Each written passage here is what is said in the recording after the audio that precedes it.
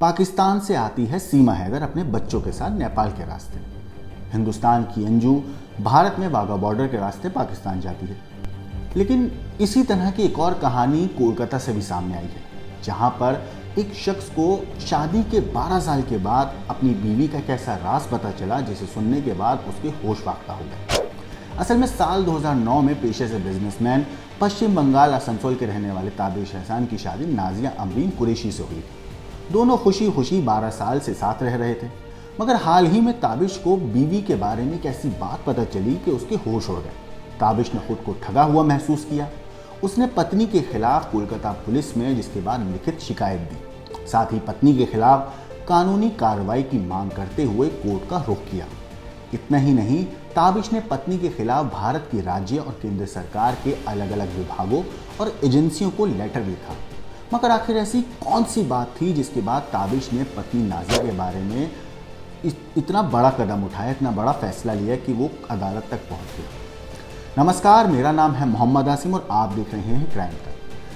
आज तक.in पर छपी खबर के मुताबिक 37 साल के ताबिश ने बताया है कि उसकी नाजिया से मुलाकात शादी समारोह में हुई। मुझे वो बहुत पसंद आई, ताबिश ने कहा। मैंने अपने परिवार को नाजिया के बारे में बताया। परिवार और रिश्तेदारों की रजामंदी से हम दोनों ने शादी कर। साल 2009 में नाजिया ने खुद को यूपी का रहने वाला बताया था। शुरुआत में उन लोगों को यही लगता था कि वो भारत की ही रहने वाली है, मगर साल 2022 तक उनकी शादीशुदा ज़िंदगी बिल्कुल ठीक ठाक चल रही थी। एक सामान्य कपल की तरह उनकी ज़िंदगी बीत रही थी।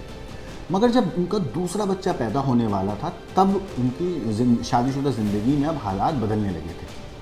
असल में नाजिया बच्चे की डिलीवरी से पहले अपने मायके चली गई। वहाँ जाकर उसने ताबिश से बात करना बंद कर दिया। ससुराल वालों से उसने बात की तो उन लोगों ने कहा कि नाजिया अब ताबिश के पास वापस नहीं आएगी।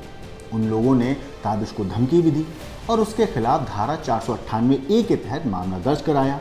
मगर इस केस में कोलकाता की अलीपुर अदालत से ताबिश को जमानत मिल गई।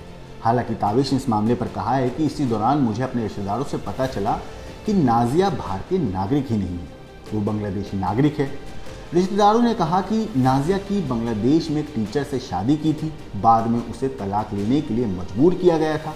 नाजिया के पिता राजनेताओं से संबंध रखते हैं, जिसका फ़ायदा उठाते हुए नाजिया के पहले पति को भी झूठे केस में फंसाया गया था। जैसे ताबिश के ऊपर 498A के तहत मामला दर्ज कराया था, सेम इसी तरीके से उसके पहले पति पर भी झूठा केस करके फंसाया गया। इसके बाद नाजिया अपने परिवार के साथ अवैध रूप से भारत आ गई।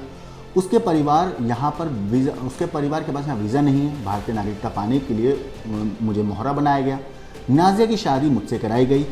ये सब केवल और केवल भारतीय नागरिकता पाने के लिए किया गया। ताबिश एहसान ने नाजिया और उसके परिवार के खिलाफ कोलकाता के कुलजिला पुलिस स्टेशन में मामला दर्ज कराया है। सभी के खिलाफ IPC की धारा 120B, 465, 467, 471, 363 और विदेशी अधिनियम की धारा 14A(B) और पासपोर्ट अधिनियम की धारा 17 के तहत मामला दर्ज किया गया है। ताबिश एहसान का कहना है कि मेरी शिकायत और प्रत्यक्ष सबूतों के बावजूद पुलिस ने अब तक उसके खिलाफ कोई भी कार्रवाई नहीं की है।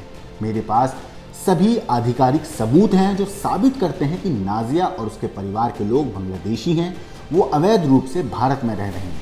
ताबिश ने बताया कि छानबीन के दौरान उसे पता चला कि नाजिया पढ़ने के लिए साल 2007 और 2009 में कनाडा भी गई थी, लेकिन उसे 2020 में पहली बार भारतीय पासपोर्ट की मंजूरी दी गई। जब हमारी शादी हो चुकी थी, वो बिना पासपोर्ट के कनाडा कैसे गई? बिना वीज़ा के कनाडा ने उसे कैसे मंजूरी दी? ताबिश के वकील का इस मामले पर कहना है कि हमने RTI दायर की थी। इसमें खुलासा हुआ कि नाजिया ने भारतीय पासपोर्ट प्राप्त करने के लिए जाली दस्तावेज और शिक्षित प्रमाण पत्र दिए हैं। पासपोर्ट साल 2020 में आधिकारिक रूप से उसके स्वीकारित किया गया और उनकी शिकायत करने के बाद भारत के विदेश मंत्रालय ने नाजिया के पासपोर्ट को रद्द कर दिया है।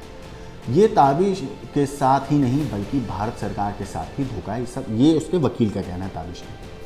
पुलिस में केस करने के अलावा ताबिश ने विदेश मंत्रालय, गृह मंत्रालय, खुफिया एजेंसियां, कोलकाता में क्षेत्रीय पासपोर्ट कार्यालय और पश्चिम बंगाल की राज्य सरकार को इस मामले की जानकारी देते हुए कई लेटर भी लिखे हैं। अब ताबिश ने कोर्ट का दरवाज़ा खटखटाया है। पत्नी नाजिया और उसके परिवार के खिलाफ कार्रवाई करने की मांग भी कही है। वहीं पुलिस का कहना है कि मामले की वो जाँच कर रहे हैं और जो भी होगा जांच के बाद पता चलेगा।